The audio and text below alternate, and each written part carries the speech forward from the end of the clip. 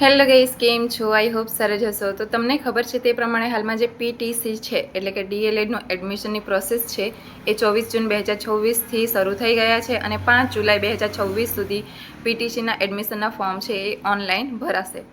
હવે આ વખતનું જે એડમિશનની પ્રોસેસ છે એ ઓનલાઈનની છે. ફર્સ્ટ ટાઈમ ઓનલાઈન પ્રોસેસ થતી છે પીટીસીના એડમિશન માટેની.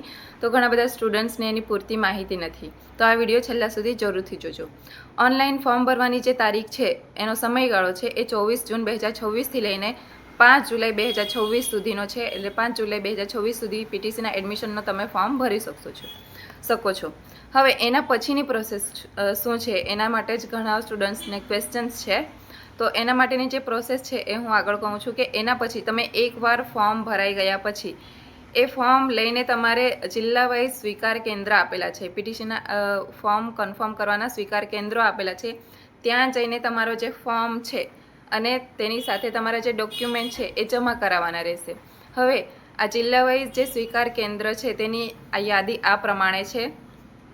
તમારો જે પણ જિલ્લો લાગુ પડતો હોય તે જિલ્લામાં કઈ કોલેજ છે તે તમારે જોઈને ત્યાં જઈને સ્વીકાર કેન્દ્ર પર જઈને તમારે જે તમારો ફોર્મ છે એ જમા કરાવવાનો છે, સાથે સાથે ડોક્યુમેન્ટ પણ જમા કરાવવાના છે અને પોતાનું જે એડમિશન છે તે કન્ફર્મ કરાવવાનું છે.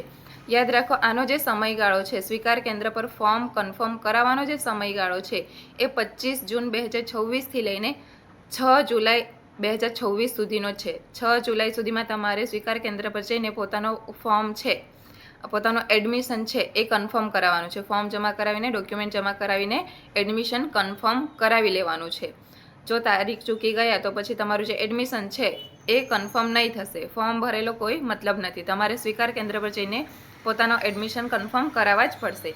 એના પછી 8થી 9 જુલાઈ વચ્ચે કદાચ કામચલાઉ મેરિટ યાદી બહાર પડી શકે છે. 10થી 12 જુલાઈ વચ્ચે જે કોલેજ પસંદગી છે એ શરૂ થઈ શકે છે. આવી બધી માહિતી માટે તમે જે પીટીસીની ઓફિશિયલ વેબસાઇટ છે એ ચેક કરતું રહેવાનું છે. હવે જેમને પણ પીટીસી માટેના એડમિશનના ફોર્મ ભર્યા છે તો તેમને આ વિડીયો જરૂરથી શેર કરી દેજો. અને જેઓ હાલમાં વિચારી રહ્યા છે પીટીસી માટેનો ફોર્મ ભરવા માટે, તો આ વિડીયો એમને પણ જરૂરથી શેર કરી દેજો. તમારા ફ્રેન્ડ સર્કલમાં શેર કરી દેજો, જેથી કરીને પીટીસીની જે પૂરતી માહિતી છે એમને મળી રહી. આવી જ નવી નવી માહિતીઓ જોવા માટે અમારા પેજને ફોલો કરો. Thank you for watching.